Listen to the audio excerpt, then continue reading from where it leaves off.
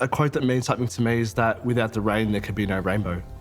I think ultimately it means that, you've gone through a storm and, you've gone through trouble in your life.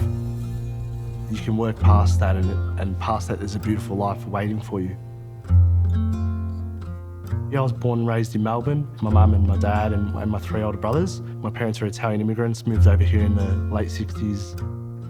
Basically, I loved to party. It was something that we did with friends. Deep down, I knew there was something a little bit different with the way I used substances compared to other people that I knew. I couldn't seem to stop myself, whereas others could pull up and go to work on a Monday morning. It was a gradual progression to a point where I could no longer maintain, and I lost all sort of friendships and family relationships. So I actually didn't make it through my first rehab. At that stage, it was a 6-week program. I lasted, I think, 5 weeks and 4 days. So I had to go home and spend time at home for a week before I transferred to the Basin. And that's a 4-month program. And unfortunately there, I also was exited. I look back, I just wasn't ready. I wasn't ready. It didn't matter what sort of level of support I was offered, treatment-wise or family-wise or through friendship, I wasn't ready. I met Ren back in 2013 when I was the team leader at St Kilda. I remember coming into work one morning and the team alerted me to someone that was in the car park experiencing psychological distress, and I came across Ren.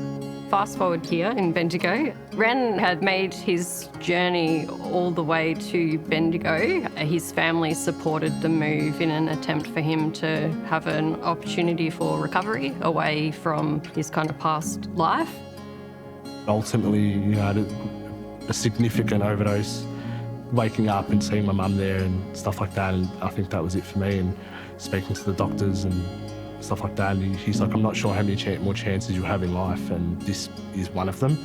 I suggest you grab this by the horns, if you will. And I was just looking at my mum and I just couldn't do it anymore.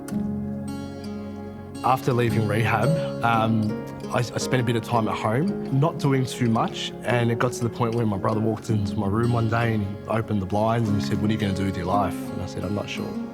He said, well, what do you want to do with your life? And I said, I think maybe I could help someone else. He said, good idea, let's go down to the TAFE.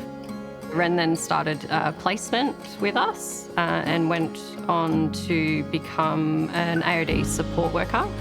So Ren brought a lived experience with him that meant that he was able to build rapport really quickly with other people who were experiencing multiple and complex needs.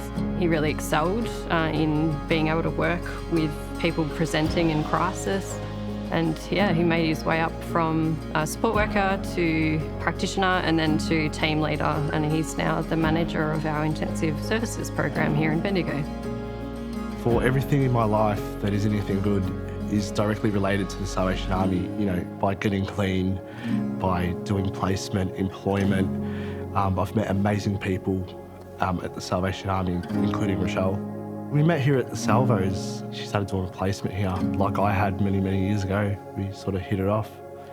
It's hard to describe. I just felt safe with her. I felt for the first time ever I could be myself, like who I really was.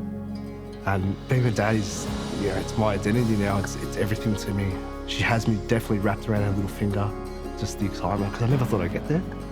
The impact that the Salvos have had on my life, but the opportunities that are presented to me are just amazing, and I'm a better person here, and I hope to give those opportunities to others. Yeah, so what we're trying to do is building a healthier community, and how do we do that? We do that by caring for people. We are a one-stop shop. We don't turn anyone away. I think most people identify the Salvos with hardship, and that's a beautiful thing. So when people have nothing left, they come here. When people need a little bit of support, they come here. No matter what you need in your life, the Salvos will be here for you.